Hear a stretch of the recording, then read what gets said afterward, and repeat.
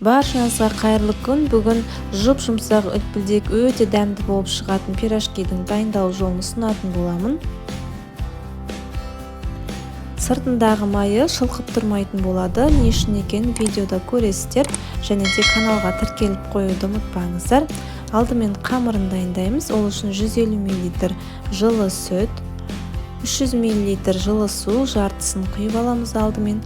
Одан кейін бір ас қасық толтырып, ашытқыларыңыз балғын, яғни свежий болу керек.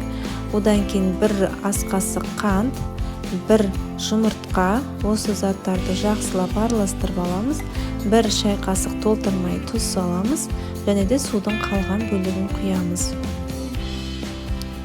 Ендігі кезекте 600 грамм көлеміндегі ұнымызды аз-аздап қосатын боламыз.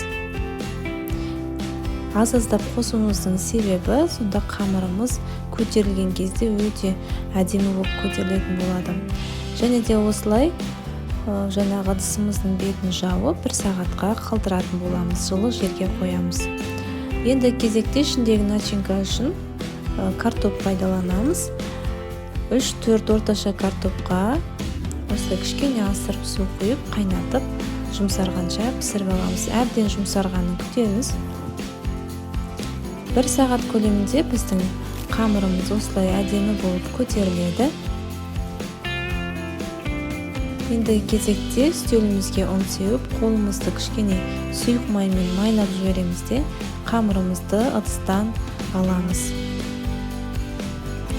Өте жұмсақ, қолға жабысатын қамыр болады. Ендігі кезекте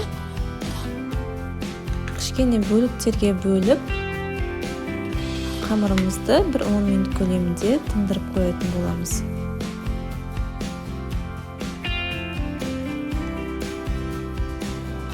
Бетін міндетті түрде осылай жауып қоямыз. Енді ішіндегі начинкасы үшін картоптарды бөлек ыдысқа салып аламыз, және кішкене суынан құямыз.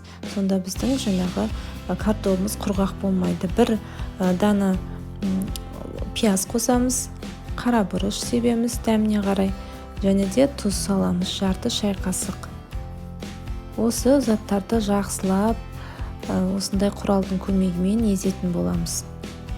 Ішінде түйіршіктер қалып қалмауы тиіс, және де қолдың сары май болған жақсы, яғни домашний сары май қосатын боламыз, 1 шай қасық.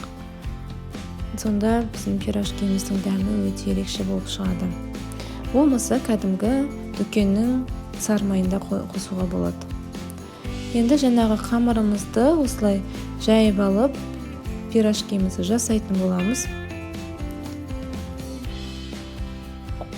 Қамырымызбен жұмыс істеу жаңағы кішкене қиындық туғызуы мүмкін, бірақ піскен кезде ол өте жұмсақ, үлпілдек болып шығады.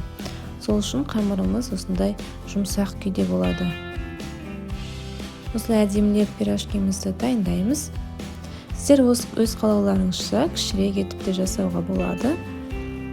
Барлығын дайындап болғаннан кейін пісірер кезде осылай кішкене басып аламыз, ішіндегі ауасын шығарып аламыз. Енді майды бұл жерде сұйық майды қыздырып қойдым, үстіне 100 грамм көлемінде тоң май қостым.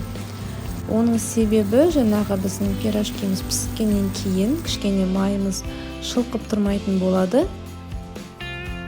Тоң май кішкене майды жаңағы қатқылдау ұстап тұрады. Бірақ өте дәмді болады.